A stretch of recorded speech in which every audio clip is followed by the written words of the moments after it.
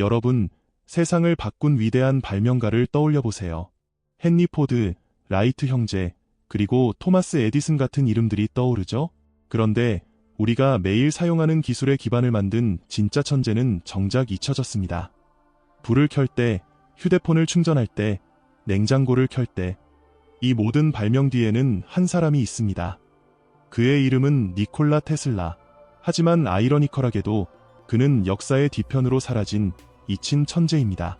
테슬라의 이야기를 시작하기 전에 먼저 그의 마지막 순간으로 돌아가 보겠습니다.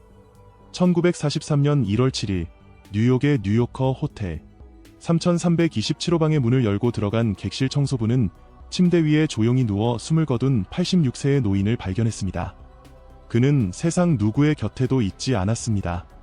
하루를 따뜻한 우유와 크래커로 겨우 버티며 창밖의 비둘기들에게 먹이를 주는 데 집착했던 이 노인은 한때 세상을 바꾼 발명가였습니다. 그는 어떻게 세상을 바꿨을까요?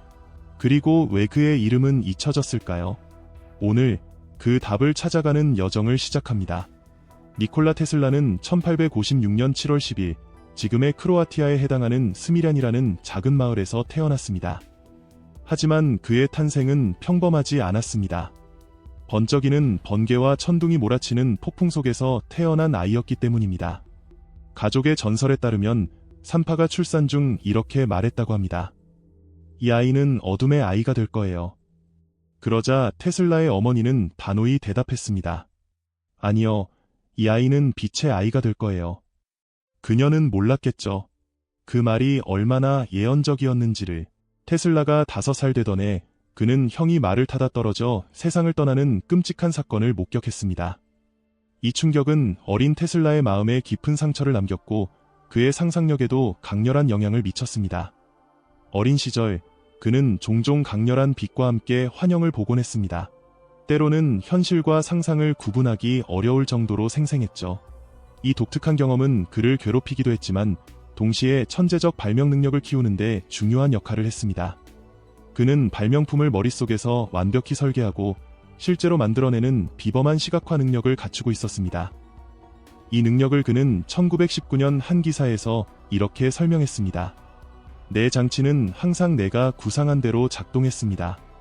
실험은 계획한 그대로 진행됐죠. 지난 20년 동안 단 한 번도 예외가 없었습니다. 테슬라는 어머니로부터 발명에 대한 흥미와 재능을 물려받았다고 말합니다. 그의 어머니 두카 만디치는 여가 시간에 작은 가전제품을 발명하곤 했습니다. 그녀는 비범한 기억력을 가지고 있었고 이는 테슬라에게도 유전되었습니다. 한편 그의 아버지는 사제로서 테슬라가 성직자의 길을 걷기를 바랐습니다. 그러나 테슬라의 마음은 오직 과학과 공학에 있었습니다. 10대 시절 테슬라는 콜레라에 걸려 생사의 갈림길에 섰습니다. 병상에서 그는 아버지에게 공학학교에 보내달라고 간절히 부탁했고 아버지는 그가 살아난다면 그렇게 하겠다고 약속했습니다. 놀랍게도 테슬라는 기적적으로 회복했습니다. 그 후 테슬라는 오스트리아 그라츠 공과대학에 입학했습니다. 그는 새벽 3시부터 밤 11시까지 공부하며 모든 에너지를 쏟아부었습니다. 교수들은 그가 과로로 쓰러질까 걱정할 정도였죠. 테슬라는 남다른 머리를 가지고 있었습니다. 그는 머릿속에서 미적분 문제를 풀어내는 능력을 가졌고 무려 8개 언어를 구사했습니다. 하지만 그의 학창 생활은 순탄치 않았습니다. 처음에는 우수한 성적을 유지했지만 결국 학업을 마치지 못했습니다. 그는 도박에 빠져 학업을 포기했고 가족에게 들킬까 두려워 연락을 끊었습니다. 심지어 친구들조차 그가 실종되었다고 생각했으며 일부는 그가 강에 빠져 죽었다고 믿을 정도였습니다. 그 후 테슬라는 유럽 여러 곳을 떠돌다 부다페스트에 정착해 전화회사의 전기기술자로 일하기 시작했습니다. 그러던 어느 날 도심 공원을 산책하던 중 그는 전기를 생성하는 새로운 방식을 떠올리게 됩니다. 바로 교류의 원리였습니다. 이 발명은 그의 생애 가장 위대한 업적이자 세상을 바꾼 혁신이었습니다. 1882년 테슬라는 프랑스 파리로 이주해 토마스 에디슨의 전기회사 프랑스 지사에서 일을 시작했습니다. 처음엔 단순히 실내 조명을 설치하는 일을 맡았지만 그의 비범한 재능은 금방 주목을 받았습니다. 관리자들은 그에게 더 복잡한 업무를 맡겼고 그는 발전기와 모터를 설계하고 제작하는 데 뛰어난 실력을 발휘했습니다. 곧 유럽 전역의 에디슨 지사를 돌며 문제를 해결하는 에디슨 회사의 핵심 인재가 되었습니다. 2년 뒤인 1884년 테슬라의 상사는 그에게 뉴욕에 있는 에디슨 머신 워크스에서 일할 것을 제안했습니다. 테슬라는 그 제안을 받아들이고 미국으로 향했습니다. 하지만 뉴욕에 도착했을 때 그의 주머니엔 고작 4센트만 남아 있었습니다. 배 안에서 소지품을 도둑 맞았기 때문이었죠. 처음에 테슬라는 에디슨에게 좋은 인상을 받았습니다. 에디슨 또한 테슬라의 실력을 높이 평가하며 이렇게 말했죠. 나는 열심히 일하는 직원들을 많이 봤지만 당신은 정말 대단하군. 그러나 이 상호 존경은 오래가지 않았습니다. 두 사람은 곧 치열한 경쟁 관계로 돌변했습니다. 그들의 갈등 중심에는 전기의 전달 방식이라는 거대한 논쟁이 자리 잡고 있었습니다. 에디슨은 전류가 한 방향으로만 흐르는 직류를 선호했고 테슬라는 전류가 주기적으로 방향을 바꾸는 교류의 가능성을 믿었습니다. 교류 방식은 장거리 전송이 가능하고 전력 손실을 줄이며 전기 소켓을 과부하시키지 않으면서 더 많은 전력을 안정적으로 공급할 수 있었습니다. 오늘날 우리의 집과 대형 가전제품은 AC로 작동하고 손전등이나 작은 기기들은 DC로 작동하죠. 하지만 에디슨은 교류를 철저히 반대했습니다. 왜냐하면 교류의 성공은 직류 사업의 치명적인 위협이었기 때문입니다. 에디슨은 DC 관련 특허를 독점하고 있었으므로 AC의 성장은 곧 그의 수익 감소로 이어질 수밖에 없었죠. 테슬라에 따르면 에디슨 회사의 한 관리자가 테슬라에게 이렇게 제안했다고 합니다. DC로 작동하는 몇몇 기계를 개선하면 보너스로 $50,000를 주겠다. 테슬라는 이 작업을 성공적으로 마쳤지만 약속한 보너스는 지급되지 않았습니다. 또 다른 이야기에서는 에디슨이 테슬라에게 이렇게 말했다고도 합니다. 당신은 우리 미국식 유머를 이해하지 못했군. 어느 쪽이 진실이든 테슬라는 격분했고 결국 에디슨 회사를 떠나게 됩니다. 이듬해인 1885년 그는 자신의 전기회사를 설립하기로 결심했지만 투자자들은 테슬라의 혁신적인 아이디어에 큰 관심을 보이지 않았습니다. 결국 투자자들은 회사를 차지했고 테슬라의 특허까지 가로챘습니다. 테슬라는 회사 주식을 받는 조건으로 특허를 넘겼지만 그 주식은 완전히 무가치해졌습니다. 모든 것을 잃은 테슬라는 생계를 위해 하루 $2를 받고 도랑을 파는 일을 해야만 했습니다. 하지만 그의 운명은 곧 극적으로 바뀌게 됩니다. 1887년 테슬라는 교류로 작동하는 유도 모터를 발명했습니다. 이 모터는 전기를 기계적 에너지로 변환하는 가장 효율적인 방법이었죠. 이 혁신적인 기술은 단순히 당시를 넘어 오늘날의 테슬라 전기차에도 사용되고 있습니다. 그렇습니다. 테슬라 자동차의 이름은 바로 니콜라 테슬라에게서 따온 것입니다. 테슬라는 유도 모터를 특허 등록한 뒤 1888년 미국 전기공학협회에서 이를 공개했습니다. 이 발표는 전기시장의 거물, 조지 웨스팅하우스의 눈길을 사로잡았습니다. 웨스팅하우스는 테슬라의 교류 모터가 자신이 꿈꾸던 교류 전력 시스템을 완성하고 에디슨의 직류 시스템과 경쟁할 강력한 무기가 될 것이라고 확신했습니다. 결국 테슬라는 교류 모터 특허를 웨스팅하우스에게 $60,000의 라이선스 계약으로 넘겼습니다. 추가로 주식과 로열티도 함께 받았죠.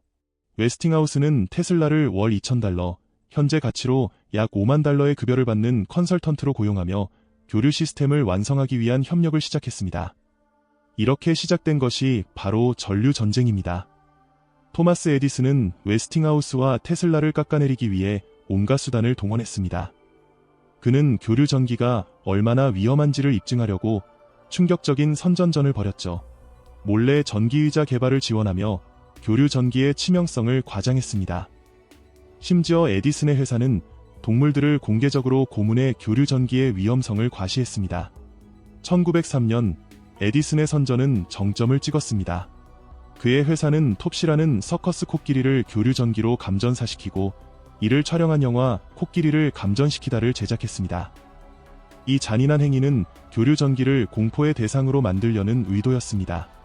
그러나 이런 음모에도 불구하고 웨스팅하우스와 테슬라는 승리의 길로 나아갔습니다. 1893년 시카고 만국 박람회에서 그들은 전기를 공급하는 계약을 따냈습니다. 이 박람회는 세계 최초로 전기로만 운영된 박람회로 크리스토퍼 콜럼버스의 아메리카 대륙 발견 400주년을 기념하는 행사였습니다. 당시 박람회를 찾은 약 2,500만 명의 방문객은 테슬라와 웨스팅하우스의 교류 전기가 미래를 밝힐 기술임을 직접 목격했습니다. 그리고 그들의 성공은 여기서 끝나지 않았습니다. 웨스팅하우스와 테슬라는 에디슨의 새 회사 제너럴 일렉트릭을 다시 꺾고 세계 최초의 교류 발전소를 나이아가라 폭포에 건설하는 계약을 따냈습니다. 이 수력 발전소는 엄청난 성공을 거두며 뉴욕주 버펄로를 환하게 밝혔습니다. 이를 통해 테슬라는 재생 가능 에너지의 선구자로 자리 잡았습니다. 오늘날 나이아가라 폭포에는 테슬라의 동상이 세워져 그의 업적을 기리고 있습니다. 결국 웨스팅하우스와 테슬라는 전류 전쟁에서 승리했습니다. 에디슨의 직류는 점차 사라졌고 교류는 우리가 사는 세상의 표준 전력 시스템으로 자리 잡았습니다. 하지만 성공 뒤에는 어두운 그림자가 있었습니다. 웨스팅하우스의 회사가 심각한 자금난에 빠지기 시작한 겁니다. 결국 회사는 $10,000,000의 빚을 지게 되었고 1897년 웨스팅하우스는 마지막 희망을 품고 테슬라를 찾아갔습니다.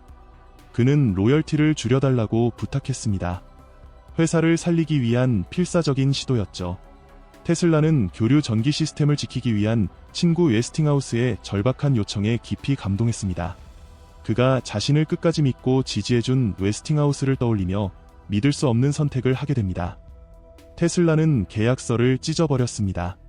그가 포기한 로열티는 무려 $1,200만 달했습니다. 오늘날 가치로 약 $3억 해당하는 엄청난 금액이었죠. 만약 테슬라가 이 로열티를 계속 가지고 있었다면 그는 아마도 최초의 억만장자이자 세계에서 가장 부유한 사람이 되었을 겁니다. 하지만 테슬라는 돈보다 우정과 연민을 선택했습니다. 그 선택은 웨스팅하우스를 구했고 테슬라에게 깊은 도덕적 승리를 안겨주었습니다. 웨스팅하우스는 감사의 표시로 테슬라에게 교류 특허를 영구적으로 사용할 권리를 보장하며 $216,000, 오늘날 가치로 약 $6,000,000를 지급했습니다. 이 돈은 테슬라가 경제적으로 독립할 수 있는 발판이 되었고 그는 뉴욕에 여러 연구소를 세워 새로운 프로젝트들을 시작할 수 있었습니다. 이 시기 테슬라는 부유층과 유명 인사들로부터 큰 주목을 받았습니다. 그의 연구소에는 수많은 방문객이 끊이지 않았죠. 그 중에는 그의 절친이자 미국 역사상 가장 위대한 작가 중 한 사람인 마크 트웨인도 있었습니다. 이 시기는 테슬라의 발명 활동이 절정에 달했던 시기로 그는 평생 동안 300개 이상의 특허를 보유하며 역사에 길이 남을 업적을 쌓았습니다. 테슬라는 오늘날 네온 조명의 초기 버전을 만들어냈으며 차량용으로 설계된 테슬라 터빈이라는 날이 없는 터빈을 발명했습니다. 그는 또한 방사선을 활용한 실험을 통해 엑스레이 기술을 개척했는데 심지어 자신의 손을 엑스레이로 촬영하기도 했습니다. 특히 그의 발명품 중 눈길을 끄는 것 중 하나는 세계 최초의 리모컨 중 하나였습니다. 1898년 테슬라는 뉴욕 메디슨 스퀘어 가든에서 작은 배를 리모컨으로 움직여 관객들을 충격과 놀라움에 빠뜨렸습니다. 당시 사람들은 이 기술이 너무 시대를 앞서 있다고 느껴 그저 마술이라고 여겼습니다. 하지만 테슬라의 발명은 오늘날 드론과 원격 조종 기술의 선구자로 평가받고 있습니다. 테슬라의 가장 유명한 발명품 중 하나는 바로 테슬라 코일입니다. 이 장치는 고전압 전기를 대량으로 생산할 수 있는 획기적인 기술로 동일한 주파수에서 강력한 라디오 신호를 송수신할 수 있다는 사실을 밝혀냈습니다. 이 발명은 무선 통신 기술의 기초를 닦았고 오늘날의 전자공학에 큰 영향을 미쳤습니다. 테슬라는 세계 최초의 라디오 신호를 세상에 송출할 준비를 하고 있었습니다. 하지만 예상치 못한 비극이 그를 덮쳤습니다. 1895년 그의 연구소가 화재로 전소되면서 수년에 걸친 연구자료와 장비를 모두 잃게 된 것입니다. 이 화재는 테슬라에게 심각한 충격을 남겼고 그는 2년이 지나서야 라디오 발명 특허를 신청할 수 있었습니다. 이 사건은 그의 삶에서 중대한 전환점이 되었고 이후 그는 내리막길을 걷기 시작했습니다. 그가 라디오 개발에 매진하던 그 시기 이탈리아의 기업가 굴리엘모 마르코니도 영국에서 라디오 연구를 진행하고 있었습니다. 마르코니는 미국에서 라디오 특허를 얻으려 했지만 그의 기술이 테슬라의 것과 지나치게 유사하다는 이유로 거절당했습니다. 그러나 상황은 1901년에 급변했습니다. 마르코니가 테슬라의 특허 17개를 이용해 세계 최초로 대서양 횡단 라디오 메시지를 성공적으로 송출한 것입니다. 이때 에디슨이 마르코니를 공개적으로 재정 지원하며 상황은 더욱 복잡해졌습니다. 테슬라는 마르코니의 기술적 성공 자체에는 큰 불만이 없었습니다. 하지만 1904년 미국 특허청이 돌연 입장을 바꿔 라디오 발명의 특허를 마르코니에게 부여하면서 모든 것이 뒤바뀌었습니다. 미국 특허청의 이 결정에 대한 명확한 이유는 밝혀지지 않았지만 마르코니가 받은 강력한 재정 후원이 영향을 미쳤을 가능성이 큽니다. 결국 마르코니는 1911년 라디오 기술로 노벨 물리학상을 수상했습니다. 아이러니컬하게도 이 상은 테슬라의 발명 없이는 불가능했을 일이었습니다. 테슬라는 분노하며 마르코니를 상대로 소송을 제기했습니다. 그러나 이 소송은 수년간 법정에서 표류했고 결국 테슬라가 세상을 떠난 뒤에서야 판결이 났습니다. 법원은 라디오 발명에 대한 공로가 테슬라에게 있다고 인정했지만 그때는 이미 너무 늦은 상태였습니다. 라디오 사건은 테슬라의 경력에 치명적인 타격을 입혔습니다. 테슬라는 무선 통신 기술을 세상에 선보이겠다는 집념에 사로잡혀 있었고 이를 위해 뉴욕 롱아일랜드의 워든클리프 타워라는 거대한 무선 전송소를 건설했습니다. 그는 메시지를 무선으로 주고받을 수 있는 미래의 세상을 상상하며 다시 한번 시대를 앞섰습니다. 그러나 테슬라의 비전은 투자자들에게 신뢰를 얻지 못했습니다. 투자자들은 그의 프로젝트에서 등을 돌렸고 대신 마르코니의 라디오 발명에 자금을 투자했습니다. 이로 인해 테슬라는 재정적으로 파산에 이르게 되었고 1905년 그는 꿈에 그리던 프로젝트를 포기할 수밖에 없었습니다. 결국 워든클리프 타워는 압류당하고 말았습니다. 이후 테슬라의 정신건강은 급격히 악화되었습니다. 그는 1933년부터 뉴욕의 뉴요커 호텔에서 여생을 보냈습니다. 한때 그의 친구이자 동료였던 조지 웨스팅하우스는 테슬라를 컨설턴트로 고용하고 그의 호텔 방세를 대신 지불해 주었습니다. 덕분에 테슬라는 무료로 호텔에 머물 수 있었지만 여전히 빚더미에 올라 있었습니다. 그는 결국 빚을 갚지 못한 채 세상을 떠났습니다. 그렇다면 어떻게 이토록 위대한 발명가가 역사 속에서 잊혀지고 무일푼으로 생을 마감하게 되었을까요? 물론 운이 없었던 순간들도 있었습니다. 예를 들어 뉴욕 연구소가 화재로 전소된 사건처럼요. 하지만 가장 큰 이유는 테슬라가 자본주의자가 아니었다는 점입니다. 그는 사업적으로 현명한 선택을 하지 않았습니다. 대표적으로 교류 모터의 로열티를 포기한 것이 그러한 사례입니다.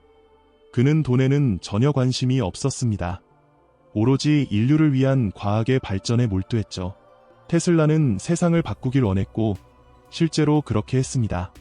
오늘날 테슬라의 이름은 다시 주목받고 있습니다. 일론 머스크의 회사 테슬라 덕분에 점점 더 많은 사람들이 이 위대한 발명가에 대해 배우고 있습니다. 테슬라의 발명품들은 지금도 우리 지구 전체를 움직이고 있으며 현대사회가 지금처럼 돌아갈 수 있는 것은 그의 공로 덕분입니다. 그의 어머니는 그를 빛의 아이라 불렀습니다. 그리고 그녀의 말은 틀리지 않았습니다. 니콜라 테슬라의 이야기를 시청해주셔서 감사합니다. 그는 빛의 아이로 태어나 세상을 바꿨지만 역사의 어둠 속에 묻혔습니다. 그러나 그의 유산은 여전히 우리 곁에 남아 오늘날의 세상을 움직이고 있습니다. 이제 그가 남긴 질문을 여러분께 던집니다. 인류를 위한 진보란 무엇인가? 우리는 어떤 유산을 남길 것인가? 테슬라의 이야기가 흥미로웠다면 구독과 좋아요로 응원해주세요. 앞으로도 더 많은 흥미로운 이야기를 함께 나눌 수 있습니다. 저는 알씨였습니다. 다음 시간에도 세상을 바꾼 또 다른 이야기를 들고 돌아오겠습니다. 그럼 깨어있는 하루를 보내세요. 다음 영상에서 다시 만나요.